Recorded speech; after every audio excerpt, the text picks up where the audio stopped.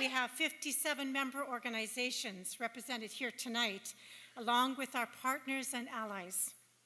And each of these organizations and institutions has been engaged in listening campaigns, which are conversations, as we've heard about our members' everyday concerns. Based on what we heard, we have developed a series of concrete applications, concrete proposals, and these are the building blocks of the kind of province we want to build and live in. The members of the Alliance have chosen 4 vital issues facing our community. The issues being highlighted tonight about economic justice, affordable housing, accessible transit, and competent and accessible health care, because these 4 issues, I think we would agree, are at the heart of what makes for the kind of city or the kind of community we all want to live in. A comprehensive legislated poverty reduction plan has the power to address social assistance rates, low wages, child care, education, and health care. I receive persons with disability benefits that are reduced by exactly the amount of CPP disability pension that I receive. So I'm asking you today to pledge that if you are elected, to treat the CPP disability pension as earned income and give us our money back.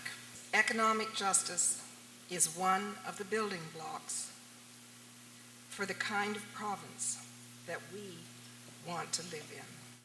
Housing is a right.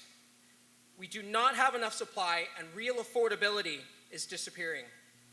We need concrete commitment, action, and public investment to build, repair affordable housing and to protect tenants.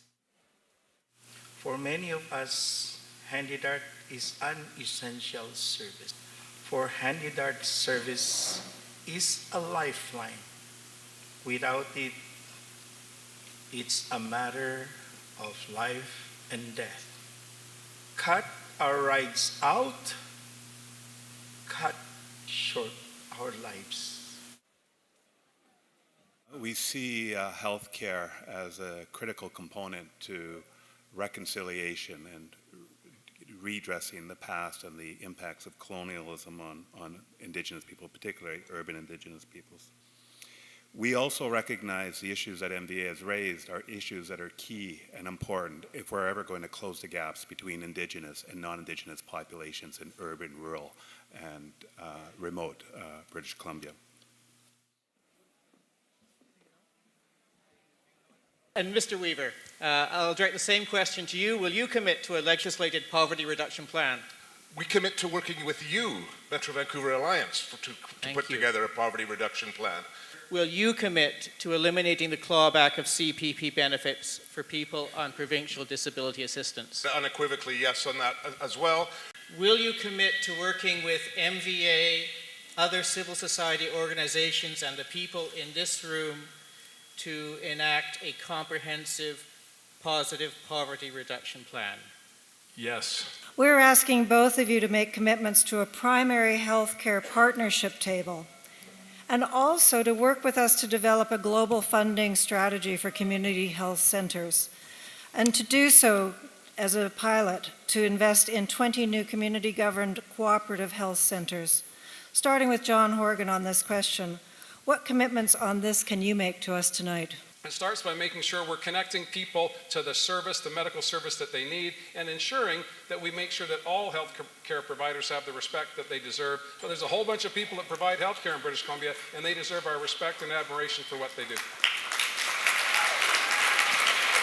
The way forward involves community health.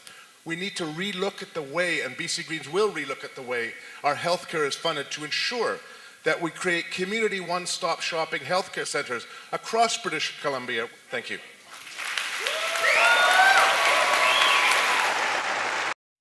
We seek a constructive working relationship with you, which will continue after the election, whatever the results.